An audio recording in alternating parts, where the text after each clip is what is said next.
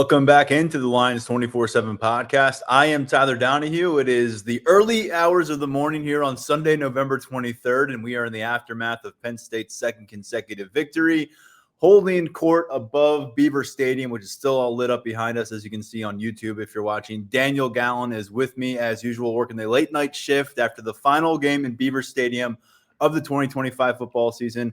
A 3-game losing streak on home turf has ended, and Daniel, I think it's fair to say not only was this the best game that we have seen, the most complete game we have seen in Beaver Stadium this year from Penn State football, but through 11 matchups, this is the crown jewel thus far in terms of the performance you got on both sides of the ball, a 37-10 victory over the Nebraska Cornhuskers. Yeah, you know it's late because I got the glasses on. The witching hour came and went for the contacts, but we've got a lot to talk about, and I think to start with the performance that we saw tonight, I think that there's definitely a segment of the fan base and probably even the media that it really does make you think, what if, in terms of this team, if they were able to put together complete performances, as we saw tonight, how would things look different? But at the same time, I the one thing in my head to throw cold water on that a little bit was you think back to those non-conference games at the beginning of the year, and you didn't really see anything like this, even if the scores were lopsided. So I think that this was a team that is taking its cues from its interim coach, is tweaked some things in terms of approach, in terms of strategy, and that's really paying off right now. Penn State scored on its first 5 drives of this game. They got points off of. You go back to the Michigan State matchup last week in East Lansing, and don't include the possession that included some kneel downs to end the game. They scored on 7 consecutive drives collectively as an offense, 6 touchdowns, 1 field goal. It helped them build a large lead here in Beaver Stadium, up 30-3 at one point, up 23-3 at halftime. And you go back to halftime of that Indiana game, Daniel, and I know the way the game ended up was dramatic and it made you feel better about the program, but it was kind of more the same in the first half against Indiana. The Hoosiers didn't pour on points, but it was 17-7. You went into halftime, you came out thinking, are they going to make this a competition, or is it going to be like Ohio State and it's going to get away from them? Since intermission of that Indiana game here in Beaver Stadium on November 8th, they're outscoring their opponents, the Hoosiers, Michigan State, now Nebraska, 82-30. Combined through those 10 quarters. That's really notable. I don't care who you're playing against. That's a lot different than what we witnessed from this team for much of the season so far. And Terry Smith's the guy who's going to be at the center of our focus for much of this conversation. But ultimately, Daniel, you're seeing a group that before we get into the why or the hows, they're playing their best football at a time when I think a lot of people figured they'd be tanking. Not tanking for a high draft pick, just tanking because natural human nature is making you feel bad about yourself, and that pours on, and guys are looking toward the exit door, whether it's transfer portal, whether it's the NFL opportunities that await them. And when you make a midseason coaching change, I actually spoke to someone who was in our press box today who covers the national college football landscape. They're in different stadium every week, and they made the point that usually when you see firings in the middle of a season, things go south. And by the time you get to the end of the year, it's a zombie team. It's just a walking dead type of team. Again, they are playing their best span of football that we have witnessed in 2025. And remember, this is a team that we thought coming into the season on August 31st was going to be a national championship contender. And here they are mid to late November putting together their best string of quarters so far. Yeah, I think that Penn State looks like they're hitting their stride. I think Terry Smith had the quote where he said that, we're playing real football, or we look like a real team. Mm-hmm. I forget what exactly it was, but involved the word real. And that's what we saw from Penn State tonight. It's just all these different buttons that they're pushing, all those different things coming together. It's really paid off for them right now. And, I think that after that Indiana game, I think we all thought that they were going to go in the tank. I think that that's really, it felt like that was their one shot, that was where you expend all the emotional energy. That is what everything is building to. You're at home. You haven't been at home in a month. Like this is where we're going to do it. And so, you could see it being pretty deflating, and it wasn't. They came back and, ended that game strong. bad ending, weren't defeated in the locker room, and then just have kicked butt for 2 straight games. And yeah, I think that's definitely a credit to them when things could have just ended if they really wanted to. Yeah, the way that Terry Smith ended his opening statement, Daniel, going back to what you said, he said, quote, "We look like a real football team." Yeah, that's pretty interesting to hear. And just a few sentences before that, Terry Smith said, quote, "I'm super proud of the effort of our guys. They are playing inspired football. They're hungry. They want to play in a season that they could easily give up and quit. They're on the brink of playing some of our best ball." And I'll push it further. They are playing the best ball we have seen for this 2025 Penn State team. I think I already said that this episode. But when you look at the dynamics in play here, I almost thought that after the Iowa game, I know they were going into a bye week, but to me, that was where maybe you have the emotional moment and you can fight and you're dealing with all these, maybe some traumatic feelings after seeing your head coach fired. And then you're trying to play for your new coach and trying to play for maybe your old coach in some ways. And you have a lead in the final 4 minutes in Iowa City and you lose that game. Quite frankly, I wondered coming out of the bye week what they would be made of, what they'd be willing to do. They played Ohio State pretty hard. And then I felt like, was that second half in Columbus where they're outscored 21-0? They didn't look like much competition for the Buckeyes after halftime. Was that essentially going to set the tone for the remainder of the schedule? And I remember thinking at the time, I may have said it on the postgame podcast, buckle up. There's a lot of football left in the season. And if they're not ready for it, it could get ugly in a hurry. And to their credit now, they're riding a win streak. They are riding a win streak, 2 consecutive wins in the Big Ten, and they're 1 win away, going on the road to Piscataway against a Rutgers team that they have owned as Big Ten opponents. They win that game, they're going to punch their ticket for a 13th matchup. Now, what happens in that 3-week span or so between Rutgers game and a bowl game remains to be determined, and there's a lot to unfold. And let's face it, there's a new dynamic in play because Terry Smith threw his hat in the ring in a significant way today. He had kind of been playing it coy. I think he had been, really good at taking the humble approach and basically saying, I'm serving the role that I'm in right now, and without really stating that he needs this job and that it's something that he wants. But he said today in a post-game press conference with NBC, or post-game interview with NBC on national television, that ended with him saying, "It's my locker room," when he was discussing the team, how they're fighting for him. And his locker room, while that interview is happening, guys from that locker room are holding up a sign, and it says in all caps, "Hire Terry Smith." And let me remind you, they're holding up the sign behind Terry Smith on a national broadcast on NBC, which you don't need a streaming device to get that. Everyone gets NBC. There was a lot of people tuning into this game who probably thought Penn State was a carcass of itself right now. And not only were they surprised by what they saw on the field, but a lot of them were probably going on Google and being like, who the hell is Penn State's coach right now? Because they're playing so well. Terry Smith made a statement today. He made a lot more in the postgame, as we'll get to, including a note that he said, "My resume is on display with what we're seeing." He said he's ready to be a head coach. He's always been ready to be a head coach. And there's no mistake about it right now, Daniel. There is a movement, and Terry Smith's at the forefront of it, to take that interim label off him. And there's going to be people who say that's premature, that's being a prisoner of the moment, that's not looking at the long game and what Penn State's going to need from the position and what they're going to need to build toward national championships in the future. And I'll tell you what, we're getting to a point where it's becoming a slippery slope for Pat Kraft, because you're going to have a lot of people who mean a lot to this Penn State football community from the Paterno era, from the Franklin era, from this locker room right now, who are going to feel some type of way if they don't feel like Terry Smith had a fair shake at becoming the head coach here. And that includes Terry Smith now. And that wasn't really the conversation that we were having on this podcast, that we were having on this beat, that we were having on this message board when Pat Kraft on October 13th introduced Terry Smith. And he told us all, Terry said, "Pray for me." And he was basically like, "I'm going to do the best I can with this moment." Now he's saying, check out what I've done with this moment and get back to me on it. Yeah, I went through and I just had to Google, what Pat Kraft's contract details are, because this is one of those situations where it's like, this is what the money is for. Like Pat Kraft, like this is what they're paying you to do. This is what they're paying you to navigate.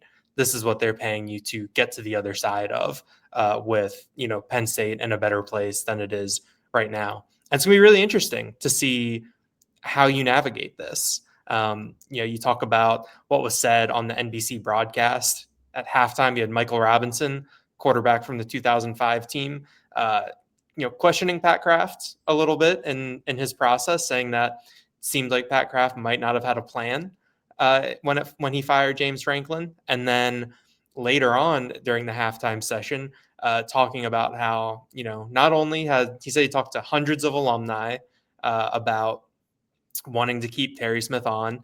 That might be a little hyperbolic. That might be a little bit of an exaggeration. But the one thing later on in that answer that really caught my eye was he said that he's talked to players on the team currently who are looking towards leaving, looking towards that transfer portal. But if Terry Smith comes back, they come back.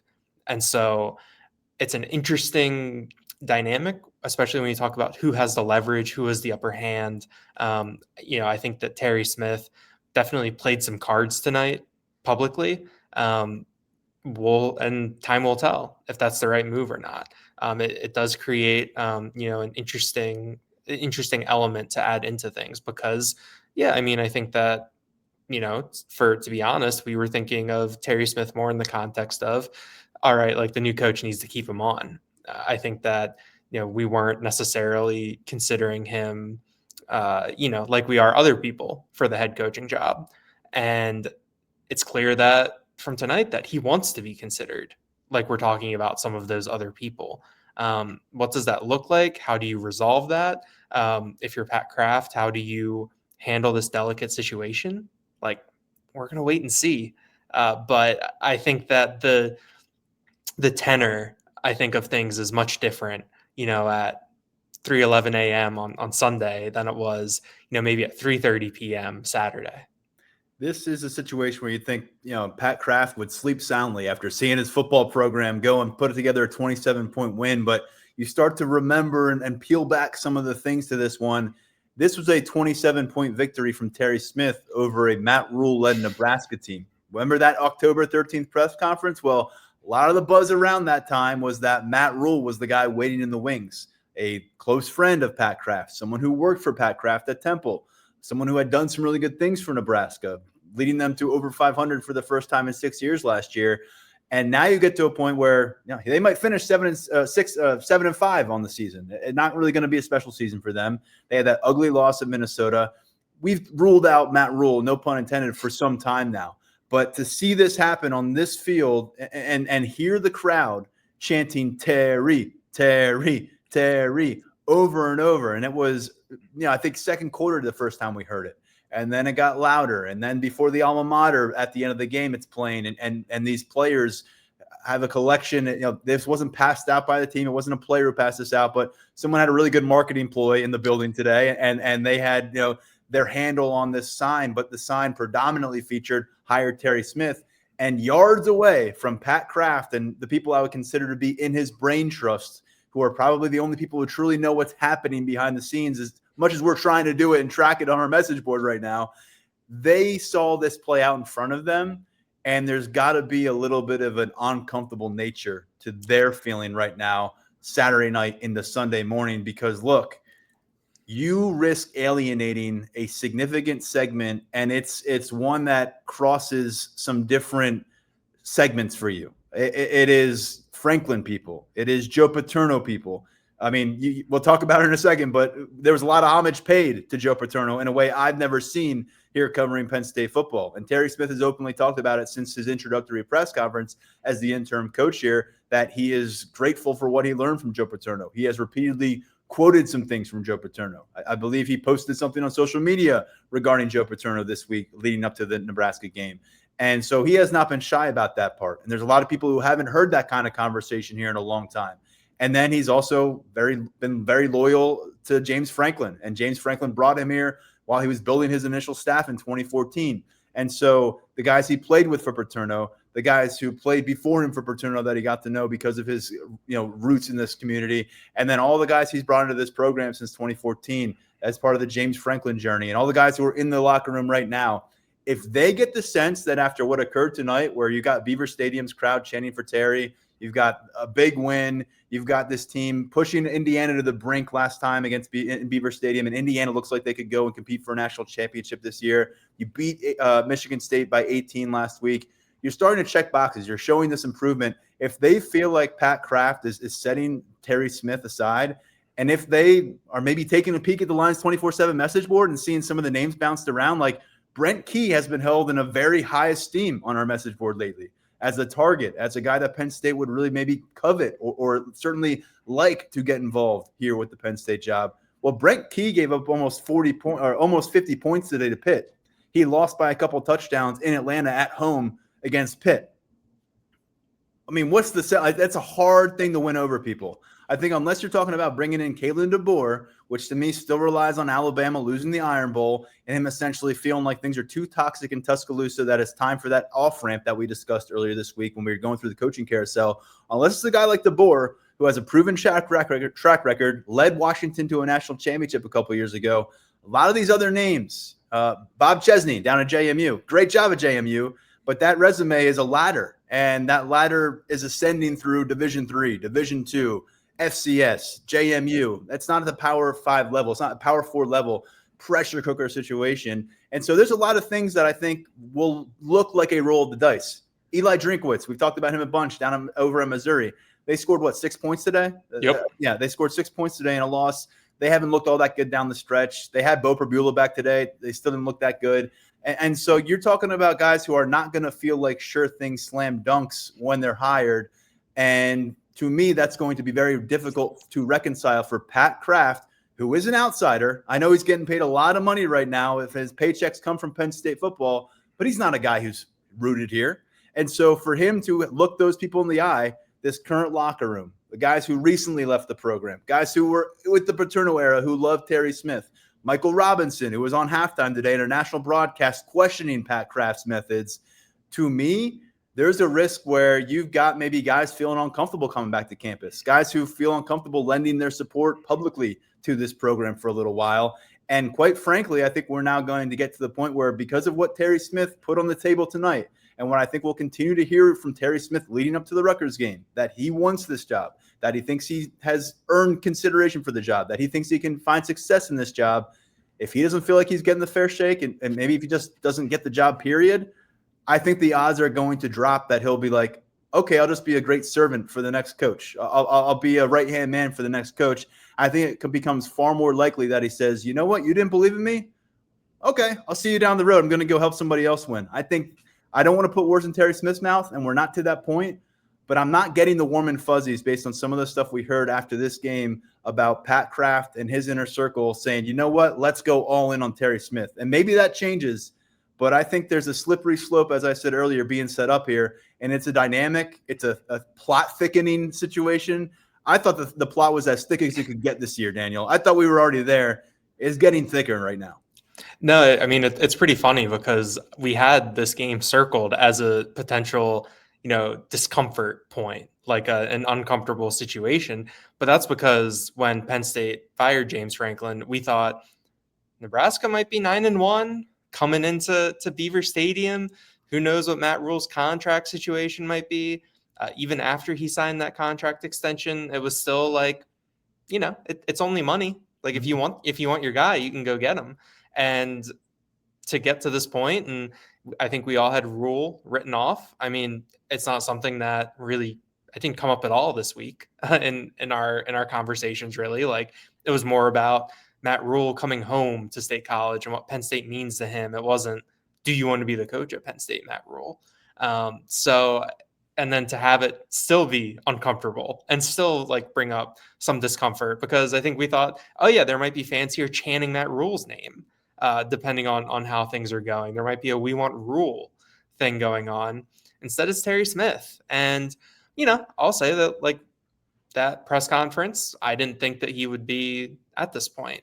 I thought even if they'd won some games, I didn't necessarily think that he would be in this situation. I just think that it's like how this team has won, how they've responded, what they've done.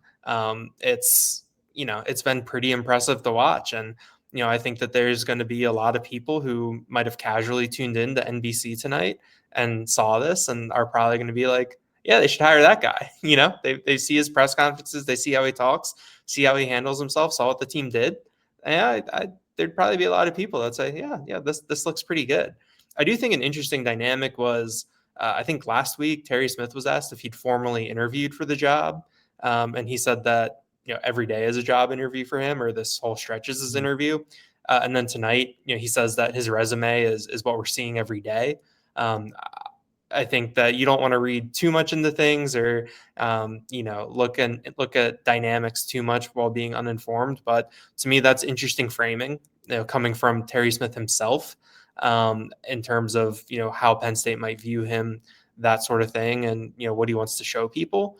But yeah, I mean, just listening to him talk at the podium, he really got going, and he really hit his stride, and I don't really think I've seen anything like that from a coach. Like we've seen emotion, we've seen these different things, but I haven't really been in a situation where someone is really putting themselves out there like that.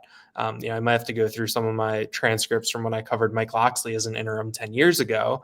But that was even something where when we got to this point in the season, one game left, it was obvious the direction that was going because the team lost. And I think that that's another thing where winning means everything when you really get down to it. This is a wins and losses business, and you see how wins change things. You see how wins affect people. Just being at Michigan State last week, being, in that post-game media room, the way guys were talking, the way people were handling themselves. I think it carried over to the calls this week when we were talking to players, where it just seemed like that, a weight had been lifted a little bit. It seemed like there was a willingness to, maybe discuss bigger picture things. It all came back to 1-0, but I think that there was a kind of like an awareness of what's going on and acknowledging, the situation that Penn State is in. And it makes for something interesting. I mean, I thought that to complete my ramble, when James Franklin got fired, I was like, I think at some point down the stretch, there's going to be that big catharsis for the team, that there will be a time for them to, unleash all of that emotion. And I think that while last week was, I think, the first step in that, getting that first win, that happened away from home. That happens, in East Lansing, and and kind of a dogfighty game that didn't really get away until the end. This was, you're at home, you're dominating. There's not 111,000 people here, but there's still 80, 90,000. They're still making a lot of noise. They're still behind you. They're cheering for your coach. Like, it felt like there was a lot of catharsis tonight, and this was that post-firing release. Who knows what that means for next week at Rutgers, when you're going to have 5-6 versus 5-6 for bowl eligibility. But it felt like that since James Franklin got fired, it was building towards something like tonight. It just feels like some of these guys, and we heard from Terry Smith, he said it really comes down to their best players are playing better. They have more energy. I mean, it's that simple. But he said a big part of it is he's holding everyone accountable. He's calling guys out in front of team meetings. No one wants to get called out. And he said that really starts with calling out the big dogs in the room. And I'm not going to assume that we know what those names are, but you look around the field and there's a lot of guys who are playing their best football here the last 2 or 3 games. And it's pretty clear on the field. And we will talk about the game itself and some of the highlights in a moment. But I think you really wonder if Indiana doesn't pull off one of the plays of the year in college football, the touchdown in the back of the end zone there with 36 seconds to go, and Penn State finds a way to get to the finish line there with a win, how does that dramatically maybe change where our conversation is?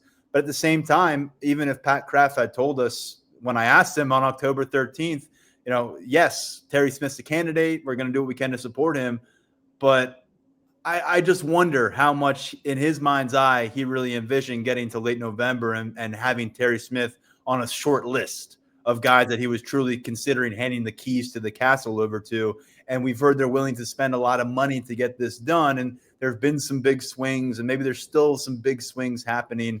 But to me, you're ultimately now in a spot, as I said, where you've got players over the course of this week that were making the case for Terry Smith. Now it feels like more of a demand. It feels more of a demand when they're on the field doing that in front of Pat Kraft and post game with the signs. It felt like more of a demand when we're talking to them in post game in the post game media sessions, and they're basically saying like, look, we're at a different level right now in the way we're competing for each other. You're seeing it on the field. Guys are basically on the verge of tears in a good way because they're talking about how emotionally invested they are with Terry Smith. And I think what's interesting here is in some of the feedback we've seen on our own message board, lions247.com, and certainly I think what you'll hear over the course of this week from people in the Penn State community is, well, it needs to be a reset. You got to dig this out from the root, start over. I hope you have total, dedication to those words, because I think we are getting to the point where roster retention, as much as we thought roster retention was going to be crazy and tricky, if you're removing Terry Smith and maybe a kind of an angered Terry Smith, a spurned Terry Smith from the equation, good luck, because I think that's going to be the tipping point for a lot of people who are maybe riding that kind of balancing act right now and trying to figure out, are they going to stay for the long term? Are they going to leave Penn State, and what their motivations might be? Because, man, Pat Kraft, he can sell whoever he wants, and I know he's going to sell them hard, and they might win the initial press conference and start to be the belle of the ball around here at Penn State and get people excited. But the people who lived through this season and felt the low points, Dom DeLuca, who's a fifth-year senior, he's not going to be part of the conversation in 2026. But, hearing from him today, he said that Terry Smith put the broken pieces back together. He's basically like, he fixed us. We were broken.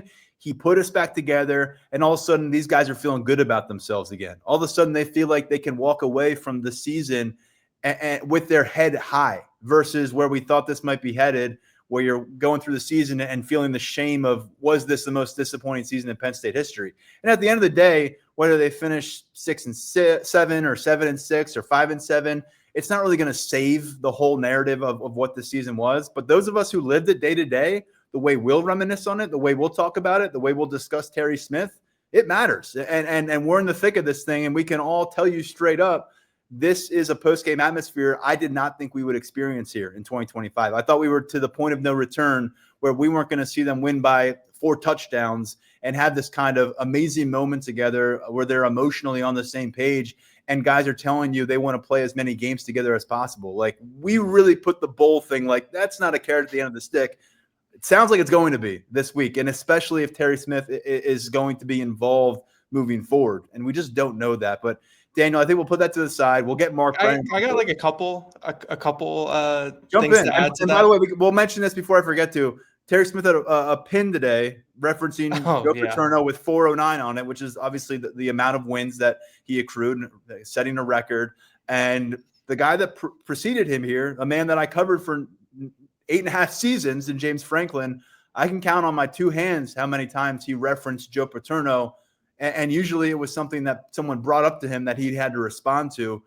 Terry Smith, again, is going out of his way to try to be like, hey, it's okay to feel good about Joe Paterno, because I do. And this is, neither of us are Penn State alum. We know we have listeners out there who grew up and it was like Joe Paterno was Santa Claus, essentially. We don't know what that reality is like, but we know many of you do. And Terry Smith is kind of giving people a ramp right now to kind of embrace that history in a way that James Franklin, political reasons or whatever the reasons were, he avoided very, very cautiously. And he was very meticulous about it, I think. And right now that Band-Aid has been ripped off in a big way by Terry Smith. And so, like I said, he's appealing to a lot of old, new, and in-between members of the Penn State community who I think will be pretty damn pissed if they feel like Terry Smith got a raw deal when this all comes together and there's a new head coach in place. Yeah, I think the button tonight definitely added an extra layer to things. Mm-hmm. And, like you talk about, like, we're both outsiders up here. And so I think that that's something that I'm just very interested to see, in terms of the cross-generational appeal of Terry Smith. And, I've thought it's been, interesting and maybe a little refreshing to hear him invoke, his time as a player, things that he learned, all those sorts of things. So, we'll see, where it goes from there. Another thing that you said about people wanting a, total reset from the James Franklin era. I don't necessarily think you're going to have to try hard to get one. Mm-hmm. We saw the number of staffers whose names were removed from the staff directory this week. And that's just week one. Yeah. And that's just people who are very behind the scenes. Mm-hmm. There's, I think, a lot more to go from there. It's, you talk about, so many decommitments in the recruiting class and, committing to Franklin as opposed to necessarily committing to Penn State. There's a lot of people in the Lash building who were there because of James Franklin. So I think that, people saying that, you need to clean everything out, you need to, like you said, dig it up by the root.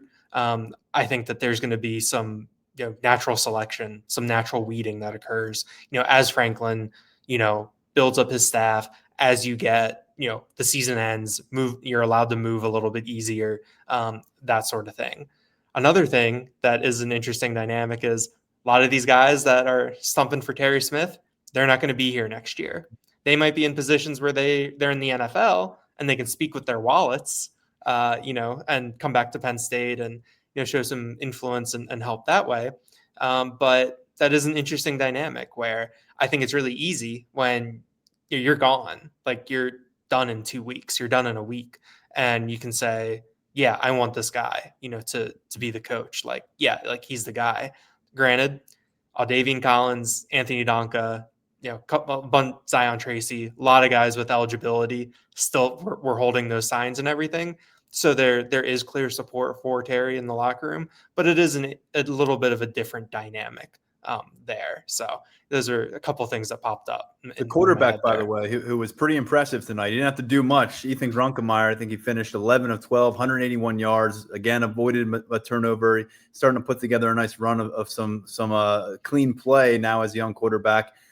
He was pretty emphatic about his stance on Terry Smith too. He's a redshirt freshman. And so, yeah, we'll see where it goes. And there's a lot of changes coming regardless of what happens next. But I just think you could get to a spot where, again, that this 3-year run that preceded this, that, Terry Smith has touted a bunch. I think Pat Kraft has probably mentioned at times this senior class, what they've accomplished. That 3-year run is up there with just about any in Penn State history. It didn't come with a national championship, but you're racking up 10, 11, I think what did they get to last year? 13 wins over the course of the year. First ever team to break through the playoff for Penn State. They went to a Big Ten championship game. You're risking maybe disassociating with them in some significant ways if this kind of gets ugly.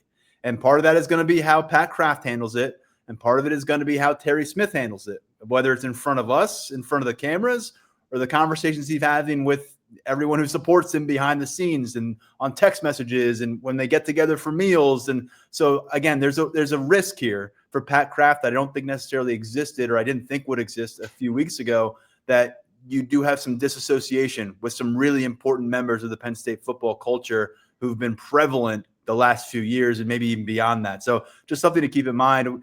We mentioned Ethan Grunkemeyer. He shouldn't have been the first player of this backfield that we got to today because historic day. And we'll finish out the rest of this with some high points from the game itself. And you got to begin with what Catron Allen continues to get done at running back for Penn State.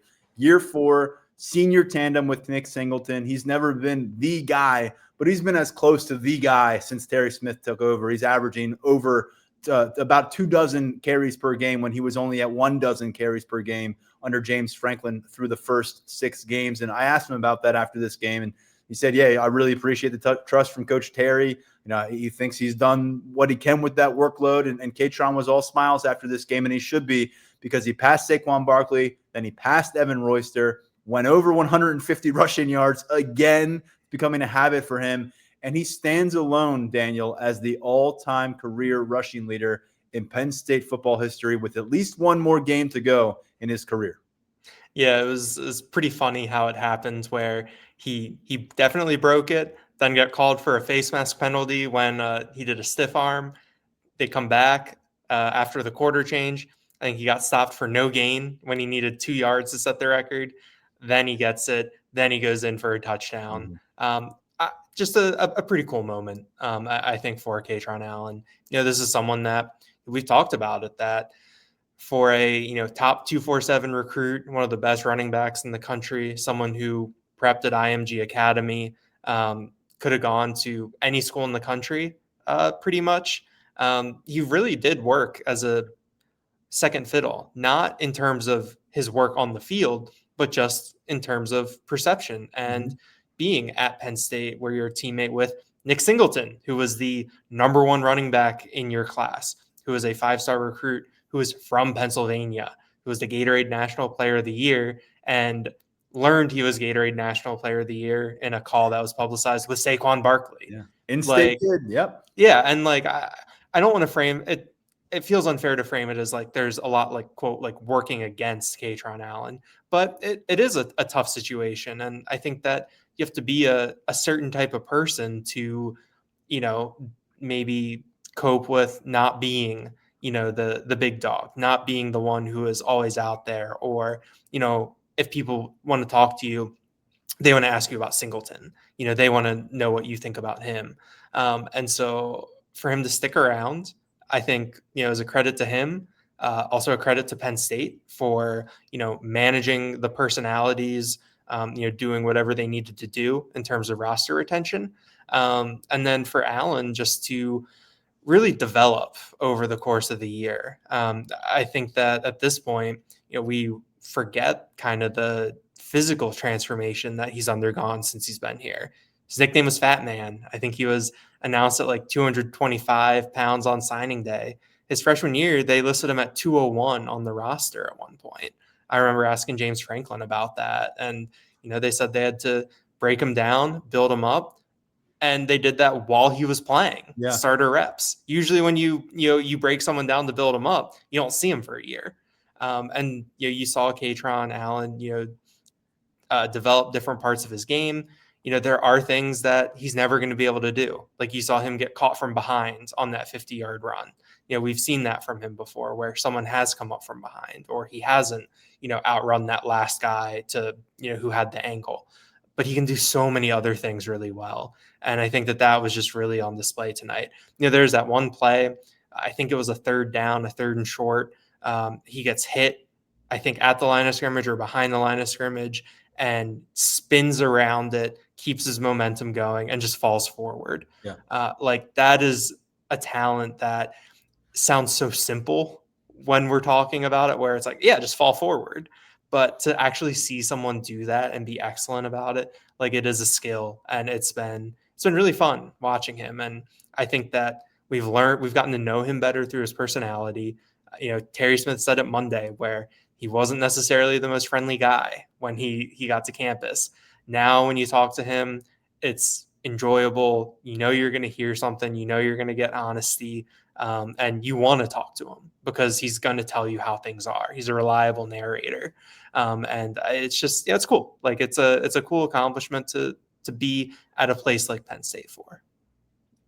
I said this a long time ago, and I hate to keep going back to it, but we were like 4 games in, and things clearly weren't going so well for the offense. And I think you and I were both on the same page. Like, he needs to be the North Star for the offense. You've got to treat him like the guy who can get you out of a situation. You've got to treat him like the primary weapon on your team, the best weapon on your team. And Terry Smith has done that, or he's convinced Andy Kotelnicki to do that. Maybe someday we'll know the dynamics of why it didn't happen earlier this season. But he has lived up to exactly what you thought it might. Like, it's one thing for us to say that when he's getting 12 carries and doing good things with 12 carries, but how does it translate when he's getting 23, 24, 26 carries? Damn good is the answer. And he's a guy that he's a tone setter, and then he's a closer. Like, that's a great thing. Some backs take a while to get revved up. Some guys, even Saquon Barkley, it was like some games he would have 10 carries. It would be like 10 carries for 22 yards and be like, "Ooh, this isn't good." And then he'd go for 80, and then he'd have 11 carries for 102. And that's kind of what Singleton's been for much of his career as well. It's like he just needs that one big run, and all of a sudden it balances out the box score. Katron has literally always been like, he doesn't lose yards. He gets at least 3. Usually he gets 5 to 7, and he puts you in a great spot offensively. And for him to kind of work that methodical approach over the course of 4 seasons to get where he is now, atop the totem pole. And again, we have to acknowledge Saquon Barkley did this thing in 3 years. He's a freak. But Katron Allen, Mr. Consistent. He has been one of the most consistent college football players I've seen. And the way that he plays, I know that he's been banged up, and I think Franklin even talked about this was his first time having a full, healthy offseason where he wasn't having to go through things or recover from things. but he hasn't missed game action. I mean, he is always available, and for him to play the running back position the way he does, that's a big part of this story too. The fact that he keeps showing up Saturdays, ready to take handoffs, ready to work. And I think you made a good point earlier. We viewed Nick Singleton as the homegrown talent. You had to battle off the Alabamas and Notre Dames of the world to keep him at Pennsylvania. But he's the guy who was following those footsteps of like Miles Sanders and Saquon Barkley and Journey Brown and guys who were here and stuck to Pennsylvania and became stars. And whereas Katron Allen, I think a lot of people who end up in IMG, I believe he's from Norfolk, Virginia. That's where he started things out at the high school level. But they have this kind of mercenary vibe to them, or at least you can kind of give them that label, because IMG Academy is this magnet for big time blue chips. And these guys just kind of go and form a locker room for a year, and they don't have a lot of history together. They didn't grow up playing ball together. And then they go to a college, and we're now in a year where you can basically just go to a different college every year if you want. And let's be honest, after a lot of these years, we were like, is Katron coming back next year? Or is he going to have an offer he can't refuse in the portal? Even last year, we thought that could be the case. And he has stuck it out and give Penn State. And I want to go back to Jaywan Sider and what he meant to both of these guys' careers and letting them be themselves, and also convincing them that it was worth investing in a competition with themselves, and also maybe taking some of the tread off the tires and how they could benefit. And on the other end of that partnership, you've got Nick Singleton reaching a milestone tonight. 53 total touchdowns now in his career. Same as Saquon Barkley. Those two stand alone atop the all-time leaderboard for reaching the end zone in a Penn State uniform. Singleton has at least one more game, and I think Terry Smith's going to give him every opportunity in Piscataway next Saturday to go and take that all-time record. But Daniel, Nick Singleton has had, it's been a rough go for much of his senior year. But when you get to a point like this, you just reminded of how many bright spots he's had in his career. And also the big play was there tonight, 59-yard reception. And all of those yards came on his doing. The yards after the catch on that play. And him and Katron Allen both had 50-yard plays in the first quarter alone. And I think one of our colleagues, Mark Wogenrich from Sports Illustrated, pointed out that Penn State hadn't had multiple 50-yard plays in the same game. They did it in the first quarter tonight. And wouldn't it be, of course, these two running backs get it done? They finished the day both above 6 yards per carry. Nick Singleton has been the second fiddle, to use your point from earlier. We're not used to seeing him in that role, but 25 carries for Katron Allen, 7 for Nick Singleton, but he gets 44 out of them. And I thought in terms of yards after contact, this is a guy who is fighting more than we've seen for whatever reason this year. He is more effective as a rusher the last two times he's been in Beaver Stadium than at any other point. He had some big runs against Indiana and Beaver Stadium a couple weeks ago, 3 touchdowns in the game. There was a time where it felt like this touchdown pursuit was getting away from him. And all of a sudden he's stacking them up again. And credit to him, he has handled it in stride. It's not an easy thing to go from being, a Heisman Trophy potential guy to being splitting carries 50-50 and now being the clear number 2 guy in that backfield. And then he shows up to these post-game press conferences, talk about his love for Katron Allen. Katron Allen's calling him his brother a few feet away. We've talked about this for years. This is one of the more remarkable things you'll see in modern college football. And I don't know how much this will happen again. 2 running backs of this caliber sticking together for 4 full seasons and getting to the finish line with individual accomplishments like this. It's really a special thing. And I hope people don't undervalue what we've witnessed from these guys during their course together here in State College. Yeah, it's really neat. And I think that, with the way that Nick Singleton's season has gone, I remarked to another one of our colleagues tonight after the game that you have a little bit of shock when you go to his player page, whether it's on Sports Reference or you're looking in the game notes or you're on the Penn State stats page on the website, and you see that he doesn't even have 500 rushing yards yet this year. Like, it's just been, a struggle for him to really get going, to stack things consistently. And so I think that to have this feather in his cap, I think it's a really nice thing. It's also deserved. Like you said, I thought that the way that he was running tonight looked like the Nick Singleton that we saw down the stretch last year in the college football playoff at times. And we talked about tying him to Saquon Barkley. He's going to get the chance to break one of Barkley's records next week, which, definitely means a lot to a Pennsylvania kid. The one thing that I will say about Singleton, similar to what we talked about in terms of Allen's personal development. This post-game media session with Nick Singleton was probably the most talkative he's been all 4 years he's been here. There was like a giddiness to him in terms of the way he was fielding the questions, smiling, some laughing. You could tell there's an element of him that doesn't really believe that he's in this situation, that has a real appreciation for it. I made the remark that back in December 2021, the day that he was named Gatorade National Player of the Year, I was on a Zoom call with him. I know you had a one-on-one with him that day, and we were talking to him, and I might have interviewed him once before that, and it was not the most, fruitful conversation. But being on that Zoom with him, he had just talked to Saquon Barkley, and there was that giddiness where it was like, okay, this isn't like a 17 or 18-year-old who's the 5-star recruit, best running back in the country. This is a high schooler who just got to talk to his hero. Yeah. And I think that tonight we saw, in terms of the media, we saw a little bit of that kid, from Pennsylvania who was at Penn State setting records, being a great, and having appreciation for that. And I think that was pretty neat. I think I asked them, like, go back to January 2022, you and Katron get here at the same time. Would you have ever been able to envision, being this close, being like best friends, both having this much success, both sticking it out? And he just kind of laughed and, I think marveled at it a little bit, this journey that he's been on. So that was cool. Hopefully I'll have something up on them on Lions 24/7 at some point later Sunday that really gets into what they had to say about their days. And they showed up at the right time. That was one of the most pathetic rushing offenses I've ever seen in 2021. And I don't know how much blame goes on the offensive line, but the running backs that were involved weren't getting it done. Kevon Lee, Keziah Holmes, you had an injured Noah Cain, who was really never the same after a significant injury.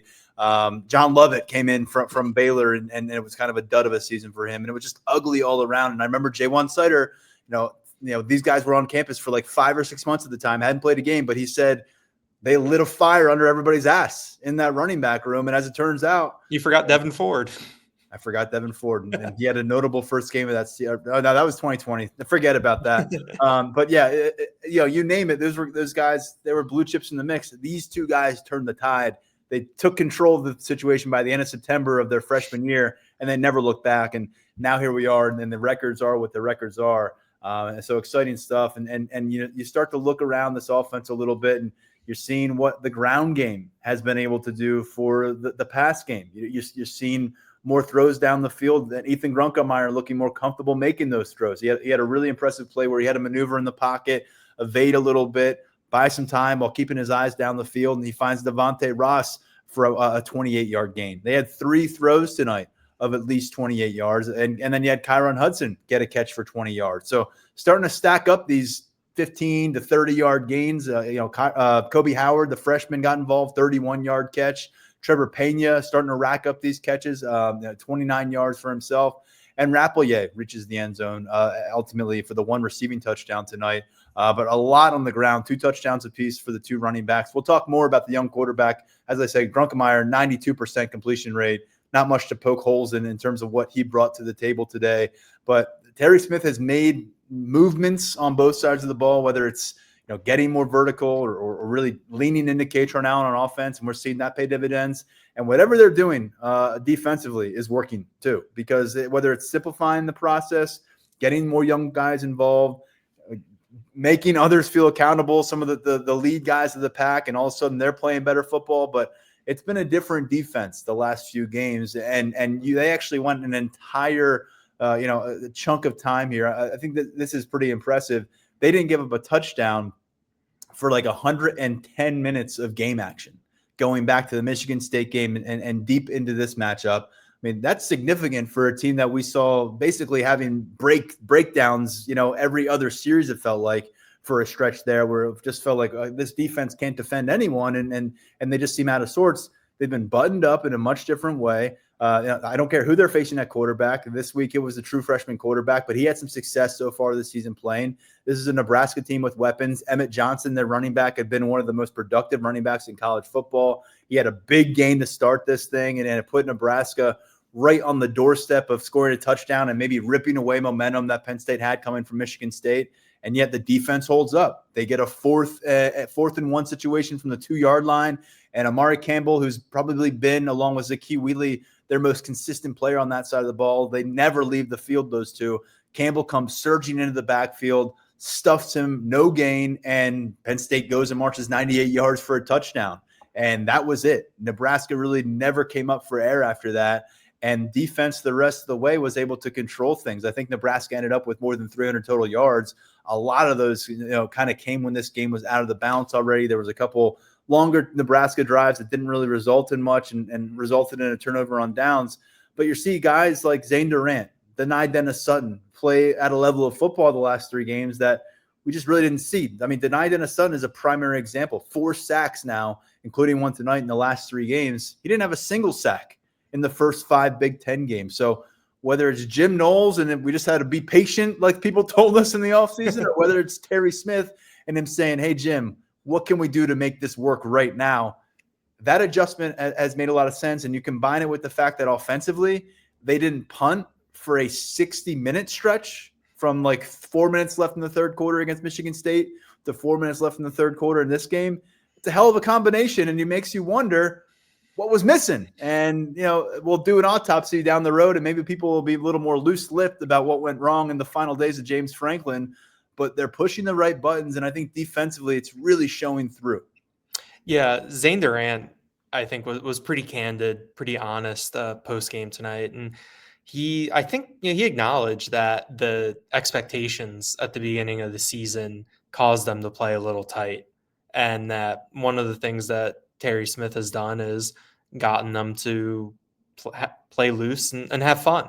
I think that it's the tough challenge of a coach when you're managing a team with expectations, to acknowledge them, but also get your team to play loose. But I think we did see through that non-conference slate, it did look like a team that was tight at times, especially in that FIU game.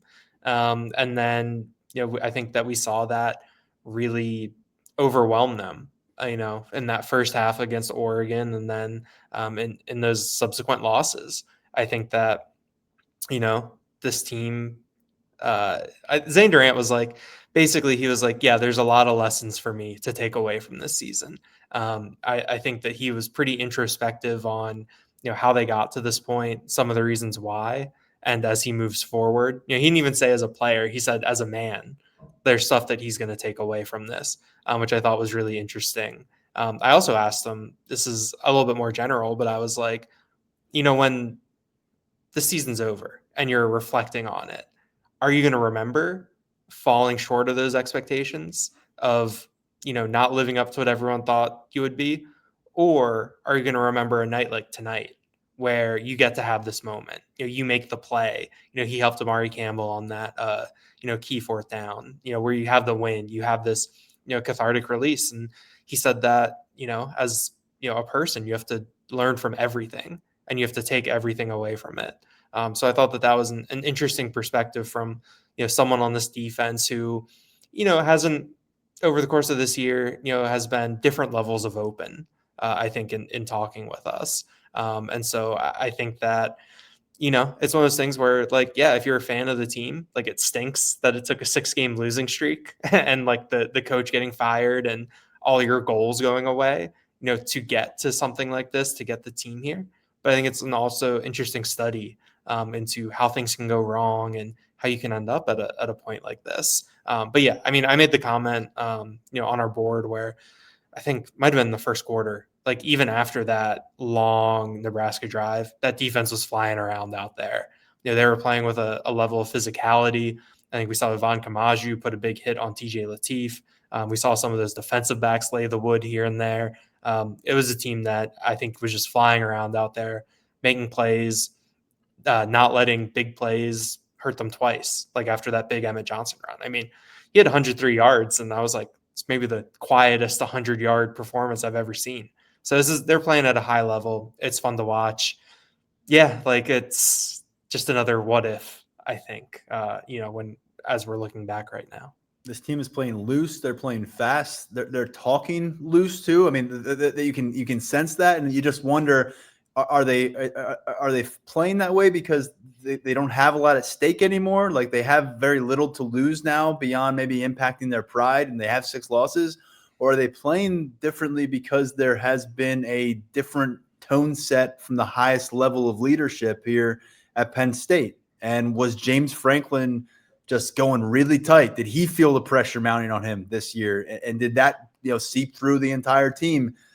It's worth wondering. It really is. And it's something that, again, there's going to be a lot of time to talk about what went wrong. And for now, as Terry Smith said, his feet are on the ground. He's focused on getting bowl eligible with the win against Rutgers. That's next Saturday. And we're going to have another chance to hear from Terry in that same media room. And just, I would say 2 days, but it's Sunday morning. We are dangerously close to dawn now here on Sunday, Daniel. We got to get the hell out of Beaver Stadium because we got to come back real soon for a press conference. So anything else to add before we say farewell? No, I mean, I think the last thing that I would say is that, this is a kind of like what I said, that what I've been saying this past week, where it's like, you're not in this for the paperwork. You're here, you're in it for the game. You're here to, see players like Nick Singleton and Katron Allen do some of the things that they did today. You're here to see someone like Ethan Grunkemeyer, take these steps forward, look like a, Big Ten college quarterback, or show glimpses of that.